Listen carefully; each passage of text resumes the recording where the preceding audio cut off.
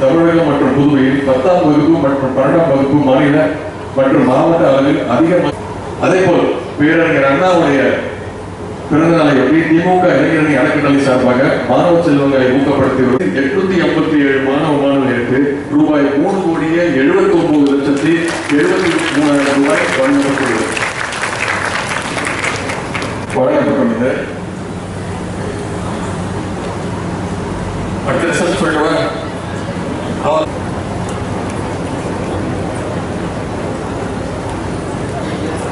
25,000, இரண்டாம் இடம் பெற்றவர்களுக்கு ரூபாய் 15,000, மூன்றாம் இடம் பெற்றவர்களுக்கு ரூபாய் 10,000 வீதம் வழங்கப்பட்டுள்ளது.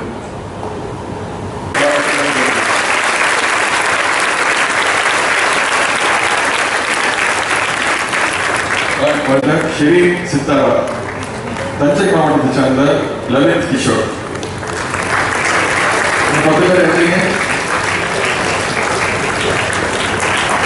மாவட்டத்தை சேர்ந்த தபு, புதுக்கோட்டை மாவட்டத்தை சேர்ந்த ஆதவ் முகன், கடலூர் மாவட்டத்தை சேர்ந்த சிவானா பேகம், திருவண்ணாமலை மாவட்டத்தை சேர்ந்த திரு மல்லேஸ்வரி.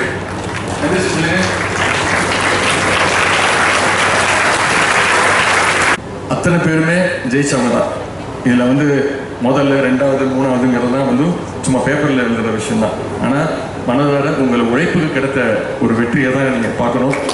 இந்த இளைஞர்களுக்கு நன்றி தெரிவித்து கண்டிப்பாக அத்தனை பேரும் தமிழகத்தின் பல்வேறு பகுதியிலேருந்து பல்வேறு மாவட்டங்கள்லேருந்து வந்திருப்பீங்க. தயவு செஞ்சு சாப்பிட்டுட்டு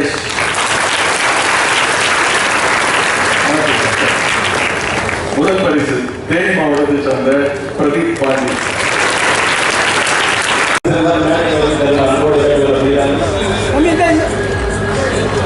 இரண்டாம் பரிசு ஈரோடு மாவட்டத்தில் தினேஷ் அறிவழகன்.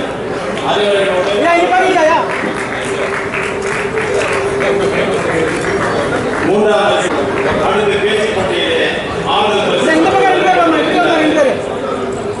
முதலில் திண்டுக்கல் மாவட்டத்தை சார்ந்த நவீஸ், ராமநாதபுரம் மாவட்டம் ஷெரிங் சித்தாரா. போட்டிகளுக்கு பரிசை வழங்கிக் கொண்டிருக்கின்றார். வருகை தந்திருக்கின்ற மாணவ மாணவிகள். அடுத்து திருச்சி மாவட்டம் ஜனனி,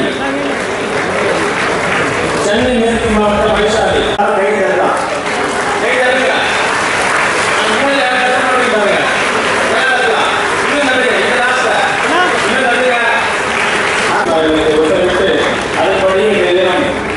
மதுரை மாவட்டத்திலும் திருவாரூர் மாவட்டத்திலும் 2 குடங்கள் தூர்வாரப்பட்டு சுத்தப்படுத்தி தூய்மைப்படுத்தி அந்த பகுதி மக்களுக்கு பயன்படுகின்ற ஒரு